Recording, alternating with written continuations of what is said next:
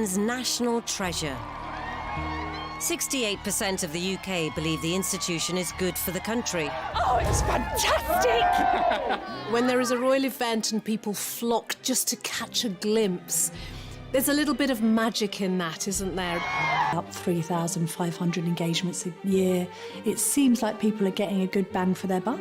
But in an uncertain financial climate, this is a huge amount of money draining away from the public purse. With all the private planes, trains, and pimped-up automobiles. Well, the Queen is the most travelled monarch in all history. Princess Elizabeth and Prince Philip board a plane for the 30,000-mile tour around the world. Not to mention the pomp. The royals are like celebrities. When they wear a certain brand of something and we like it, we all want to wear that too, or have a bit of that too, that royal sparkle. Palaces. How did she get those particular properties which are allegedly privately owned? She got them because Queen Victoria and Prince Albert went to Parliament cap in hand. Parliament increased the amount of money they gave to the Queen.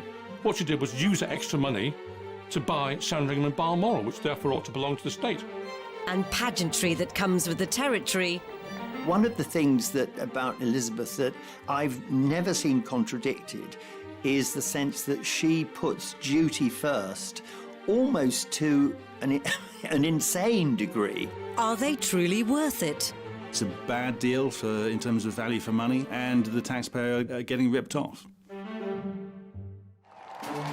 Today, Forbes estimate the wealth of the royal family to be £70 billion. Whilst that might be almost incomprehensible to most people, when the average family lives on just over £30,000 a year, it's not just about the money to us commoners, it's about the age-old principles. Certainly, I think the British look to the monarchy as a beacon of continuity and stability, and because they transcend politics, there's this sense that you're safe with them. That was especially important during the war.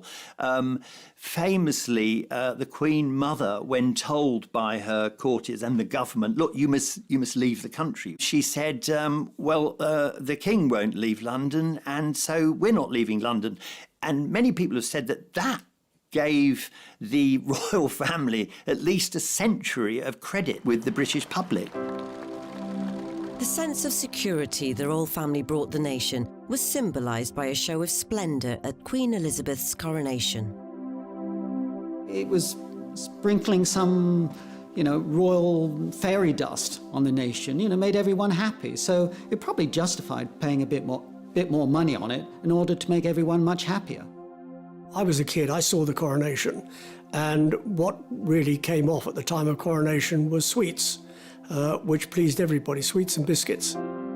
Though some might argue the expense was elaborate in such austere times. People were on rations just after the Second World War, in the run-up to the coronation, but actually the cash was splashed a bit to cheer people up after what had been a really difficult period and have this focus of Britishness, really, a celebration of the pomp and pageantry, which had been partly responsible for helping the Allies to win the war. And it was a tremendous day, and it was a tremendous start to the Queen's reign.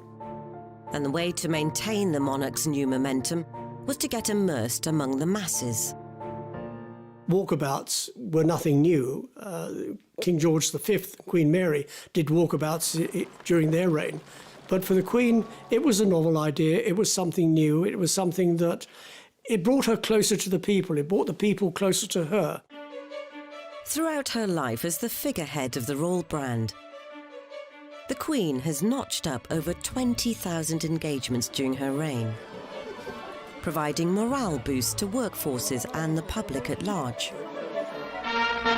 On a visit to Scotland, Queen Elizabeth and Prince Philip visit the ancient kingdom of Fife, coal rich for over 7 centuries, and to the delight of Scot miners descend Roth's Pit, newest of the Fife collieries.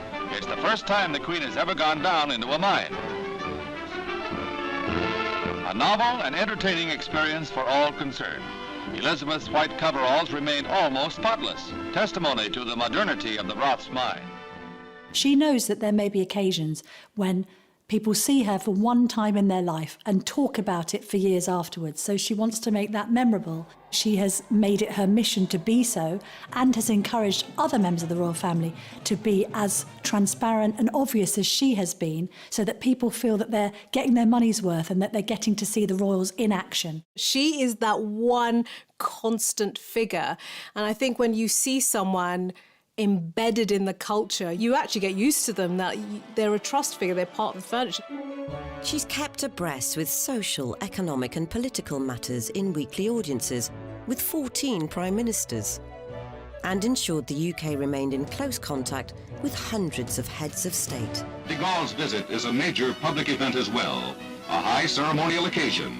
With the Queen, he rides in an open carriage, escorted by the household cavalry in full regalia to the palace, through streets lined with curious and cheering Londoners. One of the things that about Elizabeth that I've never seen contradicted is the sense that she puts duty first, almost to an insane degree. You know, when you think she's in her 90s and she's still perhaps managing 200 or 300 public engagements a year. It's extraordinary. But whilst all this hard work is clearly vital in terms of maintaining a national identity and the emotional and economic stability that it can be seen to bring, all the public-facing activities come at a price, which some are finding increasingly harder to stomach.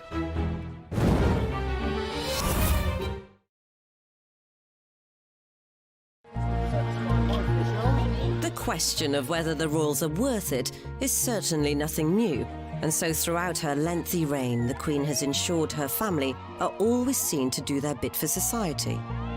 And supporting the community has always been top of the agenda. It was to aid the fund for building a vestry at Crathy Church near Balmoral that members of the royal family and their household helped at a sale of work at Abergeldy Castle. The Queen herself acted as a seller. What a terrific thrill for the customers. Princess Margaret was in charge of another section of the stall, and the Duke of Edinburgh, who proved a very brisk salesman, had a joke for every buyer. I think few would be able to resist the opportunity to see the Queen if she was visiting locally. Yes, there are Republicans that aren't interested in the monarchy at all, although few of them find fault with the Queen as an individual, because she famously hasn't really ever put a foot wrong. But there's this sense that everyone wants to be able to say, I saw the Queen once, and she said this, or she did that. People want to capture that moment. But in order to carry out these duties, the Queen has been entitled to an annual chunk of cash, which has been on the rise for over 250 years. In 1760, the government came to an arrangement with George III whereby the royal lands were handed over to the public, and in return for that, the king at the time was granted money each year to meet his expenses, called the civil list. That existed until really just a few years ago, 2012, when it was replaced by something called the sovereign grant. At the time, an MP famously described it as a golden ratchet. The money would always go up, but never down. And so it's proved. The civil list, for example, in 2011 was £7.9 million a year. By 2018, 7 years later, it was £82.3 million, the sovereign grant. This is at a time of austerity when everybody else was tightening their belts. It's an incredible sum, but what does that equate to for the public? The palace say that the cost of the monarchy is only about £1.20 for every citizen of Britain. Now, that's a little bit misleading and indeed a little bit naughty, because it just applies to citizens and not the taxpayers. And secondly, the cost of the monarchy is a bit more than the formal cost of the sovereign grant, which is about £85 million.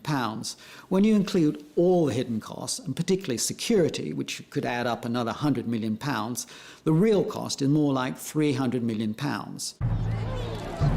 So as we present our quickly passed on flowers, flap our Union Jacks,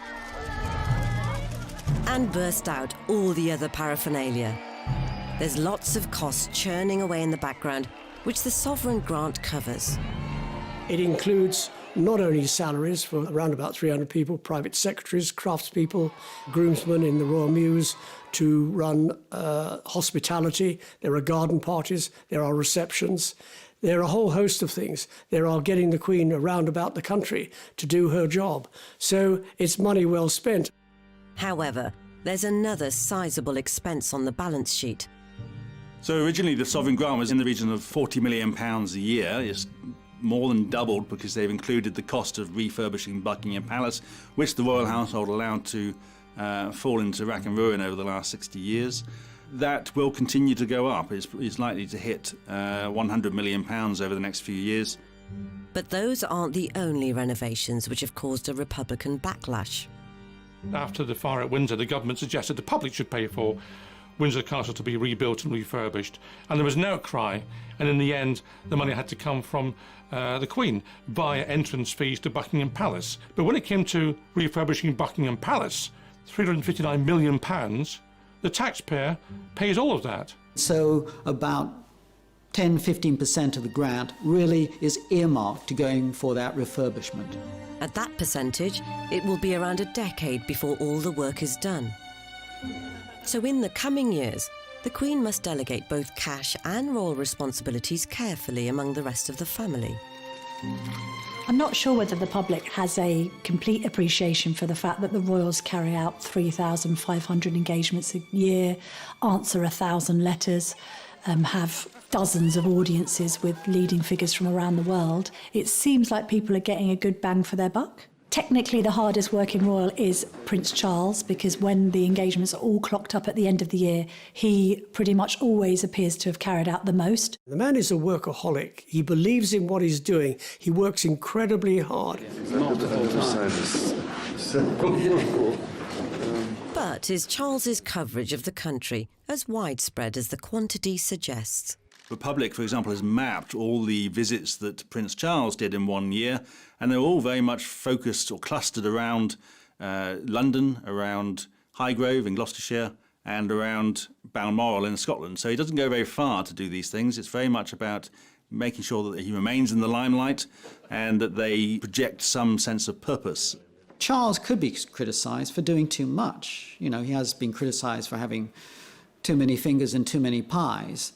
So the real issue is not just the quantity of engagements, but the quality of the work.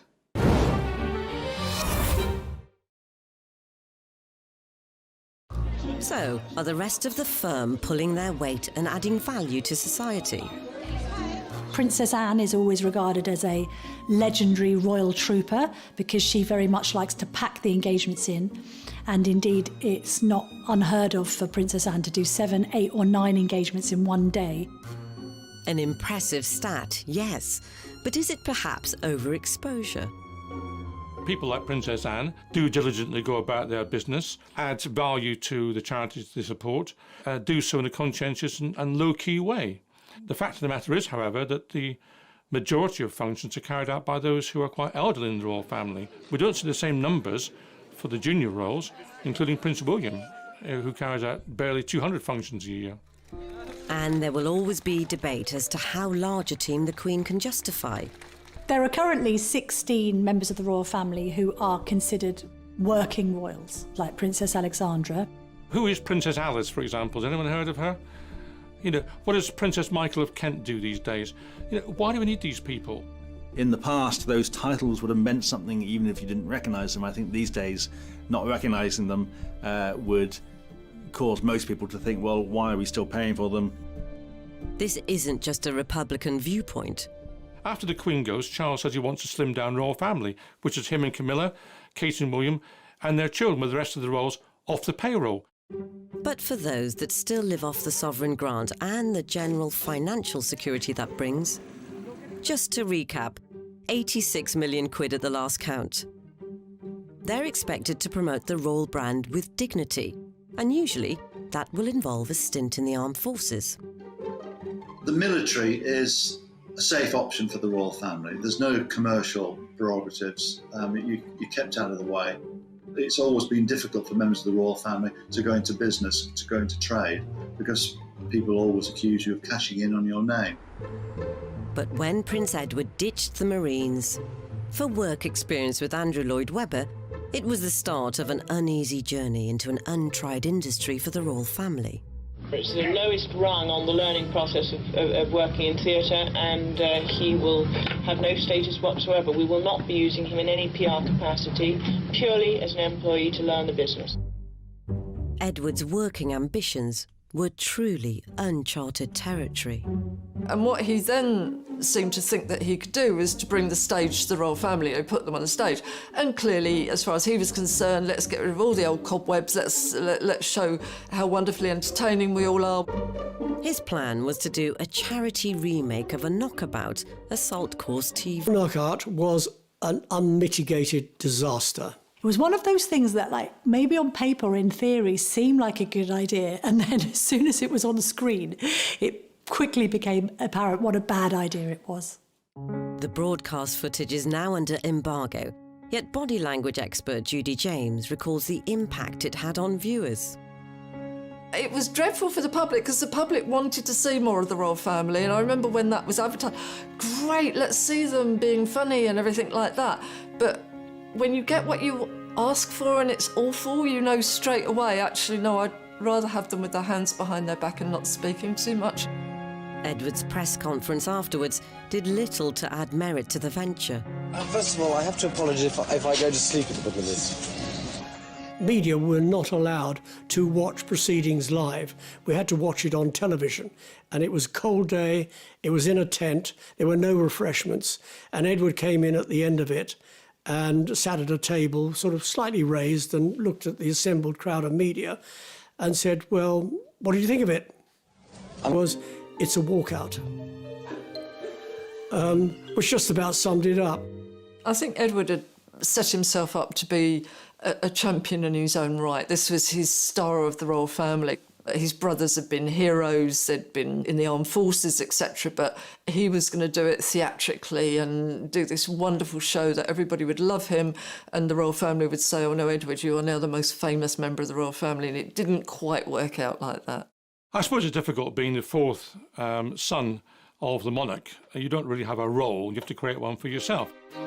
After an ill-fated foray into TV production, Edward was ultimately brought back in line as a working royal.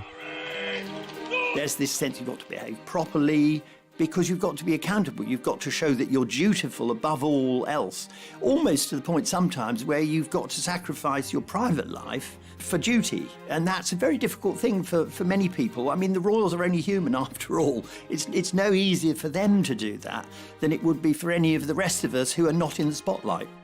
Recently, the Queen's grandson, Peter Phillips, also fell foul in trying to do his own thing.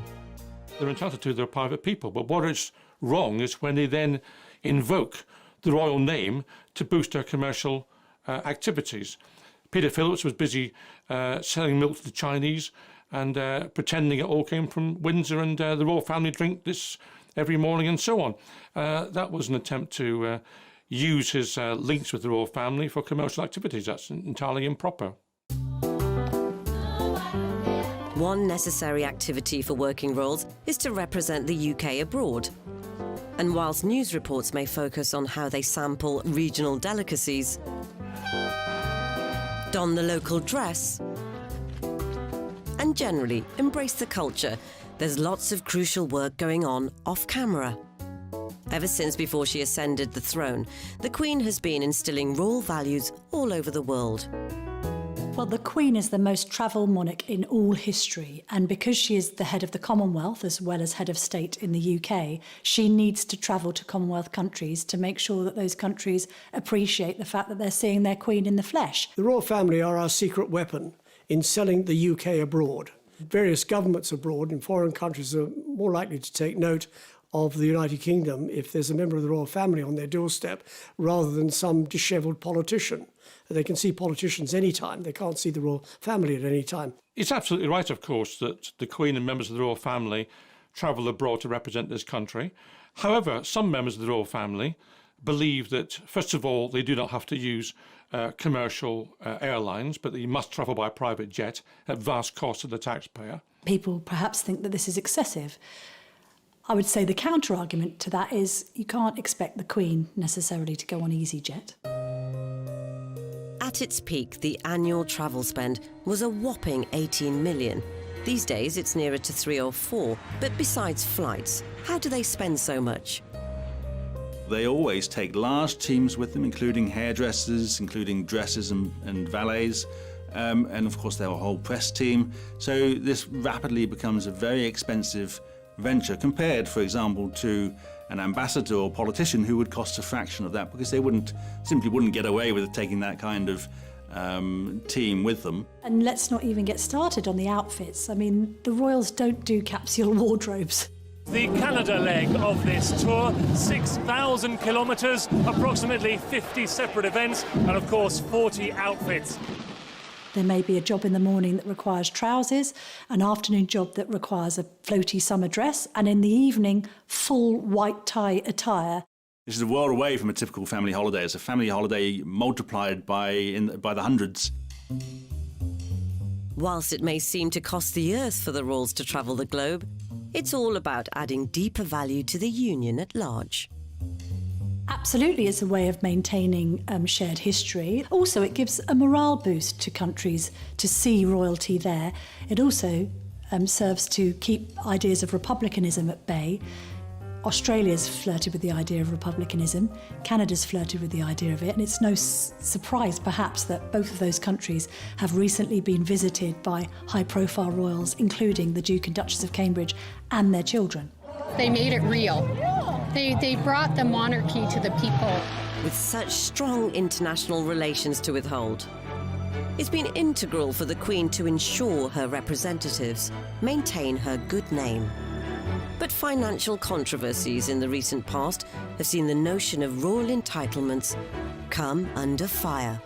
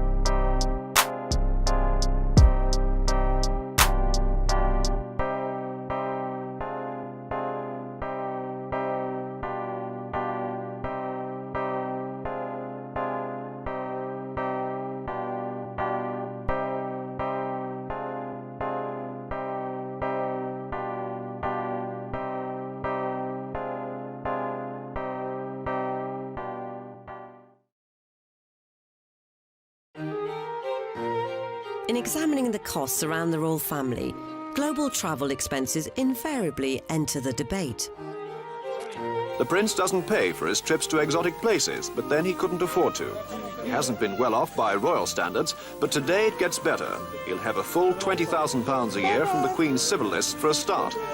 And one man who became central to that was Prince Andrew. The Duke of York was nicknamed Air Miles Andy for his propensity to rack up private jet travel on jobs that some people suggested might not have been particularly useful to Britain.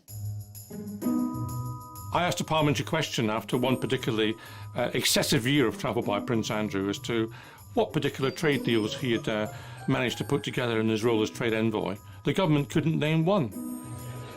Meanwhile, the expenses could be quantified. Some of these trips were quite extraordinary in the cost. £100,000 or more for a flight to or trip to the United States, $30,000 for a visit to Japan. In the last year that he was in this official role, it was more than £600,000 in the year spent on travel costs alone. I once went to Mexico for an interview that I did with him to mark his 50th birthday. There was a huge entourage, and to be fair, there's a massive kidnapping risk in Mexico City, but you've never seen a motorcade like it. And I did get the impression that Prince Andrew quite enjoyed the notion of being centre of attention and almost seeming presidential. Most famously, he demanded that his valet bring with him a 6-foot ironing board. So you got the ludicrous situation of some royal lackey having to carry it out of the plane into the waiting Land Rover or whatever. Even back in drizzly old Blighty, the jet setting continued. He's become known as Air Miles Andy. This private jet is taking the Duke of York to Newcastle. Bad weather had grounded the royal helicopter. It was a reminder of repeated accusations of extravagance. Did you have to go by private jet to Newcastle? Yeah, because there was no other way of getting there and back, bearing in mind from what I was doing before and what I was doing afterwards. Well, there was this sense as well that Prince Andrew kept on taking helicopters to go short distances and private jets when surely a commuter train, God forbid, would have sufficed. This idea of him being quite grandiose and dismissing the notion of taking scheduled flights because he was very important as the Queen's son sort of cast a cloud over everything that he was doing. Eyebrows were also raised in the manner of which he conducted his leisure time. There was one occasion when he went to Northern Ireland to Portrush when he played a golf match, and because it took a bit longer than expected, he was an hours late to be guest of honour at an event where he should have been attending in his royal capacity. And I know for a fact that some of his aides had to take him aside and say, seriously, you cannot take the golf clubs on these trips. It's completely the wrong look. You're there to do an official job on behalf of the Queen, not enjoy 18 holes at St Andrews. Ultimately, with mounting criticism, Andrew retired from his roving role in 2011. A reported £57 million bank balance makes him the third richest royal. But the cost to his reputation, after a much-published acquaintance with one business associate, may well be harder to quantify. So understandably, Andrew has been told to step back from royal duties, to have essentially zero public presence because of the continuing allegations that hang over his head in relation to his relationship with Epstein. Even though Andrew denies any wrongdoing, he wouldn't be the only team member in the top tier to be relegated to the reserves in the last year, as Prince Harry faced his own financial backlash when he and Meghan set about renovating Frogmore Cottage. The bill seemed quite hefty for the size of property that it was, 2.4 million. I think comparatively, when the Cambridges renovated their apartment at Kensington Palace, which is a 20-bed palatial mansion, it cost just over 4. So people started scratching their heads, looking at the arithmetic and thinking, goodness me, Harry and Meghan haven't scrimped here. Then, of course, they then abandoned their roles that they had taken on and decided not to use the cottage full-time, but still expected the taxpayer to fund it. What most people don't like about the royal family is when they want it both ways. This happened with the departure of Prince Harry and Meghan. Initially, what Harry wanted was to have a hybrid royal, to be half in, half out, i.e. to receive some money from the sovereign grant, at the same time to be able to earn a living independently. Now, the two things really don't go together.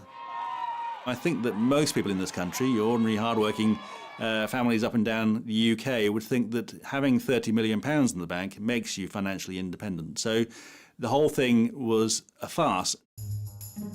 As the Duke and Duchess did away with their HRH titles, which they'd only had for barely 18 months, they ended a temporary residence in the Commonwealth country of Canada and moved to LA, where they're currently hauled up in a palatial Beverly Hills pad, market value roughly £18 million.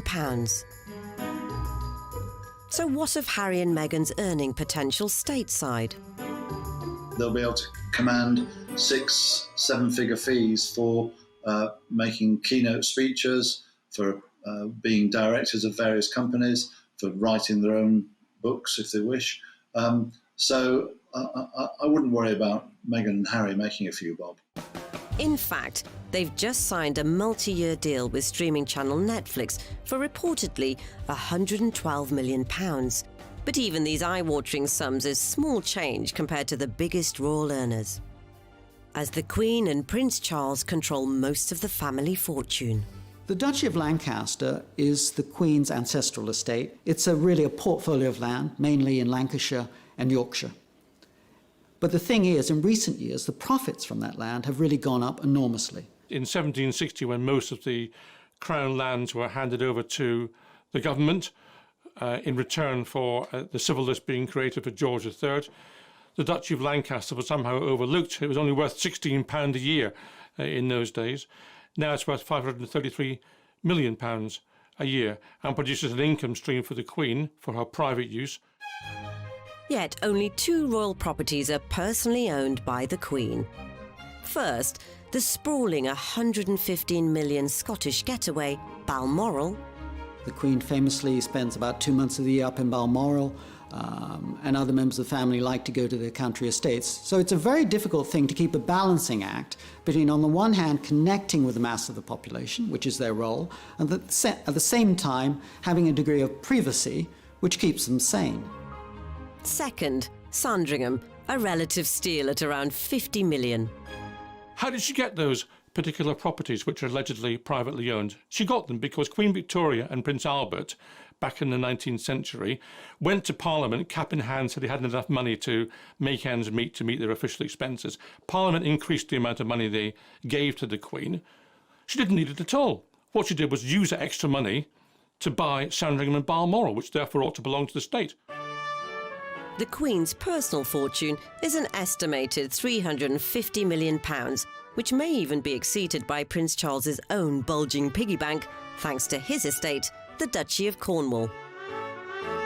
The land that it owns is larger than many of Britain's largest cities combined, although it's spread across more than 20 counties across southern England, and it earns in excess of £20 million a year for Prince Charles, and there's no rule that says we have to allow Prince Charles to take that money. It is something which we have permitted over the last 200 years. The management of these trust funds has constantly raised questions as to how the Queen and Prince Charles invest their money. In my time in Parliament, I asked a number of parliamentary questions about the operation of the Duchy of Lancaster, the Duchy of Cornwall and other such matters. It's very difficult to probe these matters because the duchies, particularly the Duchy of Cornwall actually, are quite secretive and have no wish to expose what they are doing. Sometimes, of course, the truth comes out. Never more so than with the Paradise Papers scandal in 2017. So the Paradise Papers were a large collection of documents leaked to the press, which revealed the tax arrangements and investments, particularly investments in tax havens, of lots of well-known and important people, including Prince Charles and the Queen. Financial documents from a law firm in Bermuda reveal the Queen's advisors decided to invest some of her wealth offshore. Some feel Her Majesty may owe her subjects an apology. It came as a surprise to learn that she had £10 million of her duchy money invested in the Cayman Islands and in Bermuda. Now, the problem with that is that everyone presumed that all her investments were in the UK and in blue-chip companies. It looked as though she was, operating like a city fund manager. One of the Queen's investments had been in a chain accused of irresponsible lending. They feed on the poor. That is where they make their money. And the Queen is supposed to look after the people. Now, I don't assume for 1 minute that the Queen has done this herself, but it will be somebody who's in her pay, one of her echelons, that will have done this, and it just makes me wonder who we employ to look after our Queen. The Paradise Papers were a very interesting revelation. Places like the Cayman Islands were benefiting rather than the UK. Well, the royal family's answer to that was that there was no benefit from investing in these places. If that were the case, then one wonders why they didn't simply put the money in the nearest bank of Coates and sit back and relax and get the interest. Questions, too, abounded over Prince Charles's conduct. The leaked documents claim the Prince's estate, the Duchy of Cornwall, bought shares in an offshore company. The company wanted to offset carbon from rainforests, but international agreements prevented it. The prince agreed and campaigned to change it. Was that a conflict of interest? Charles could have just said in one of his speeches, listen, I've been banging on about this issue for 20 or 30 years. I feel so strongly about it that I actually put my money where my mouth is, and I've invested in a green company. But he didn't say this, and it all emerged through a splash on the front page of The Guardian and exposed today by Panorama. Even though Charles reportedly has no direct involvement in the Duchy of Cornwall's investments, the vast sums of money behind the monarchy remain a divisive issue.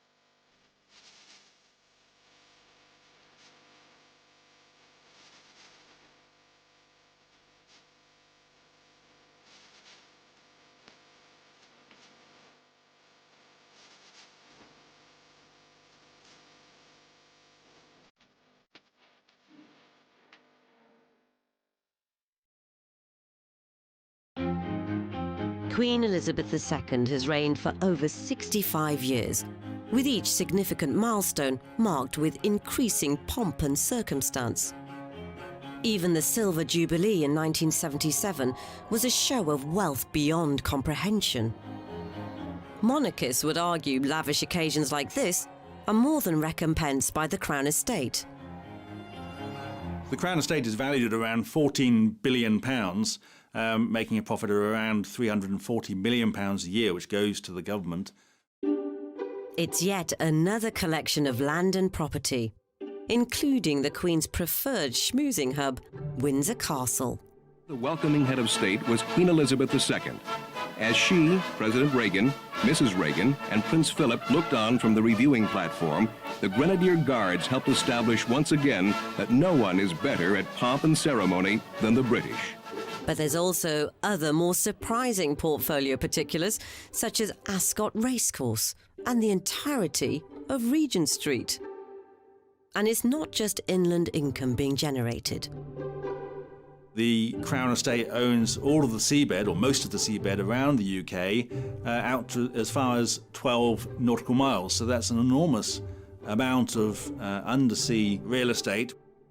The wind power has become the money spinner, quite literally, for the Crown Estate. Well, it's interesting that both Prince Philip and Prince Charles have decried wind turbines and said how dreadful they are. So, you know, all those wind turbines are just churning out cash. But is this contribution to the Treasury rightfully the royal family's to make? There's a popular misconception about the Crown Estate. Because of the word crown, most people think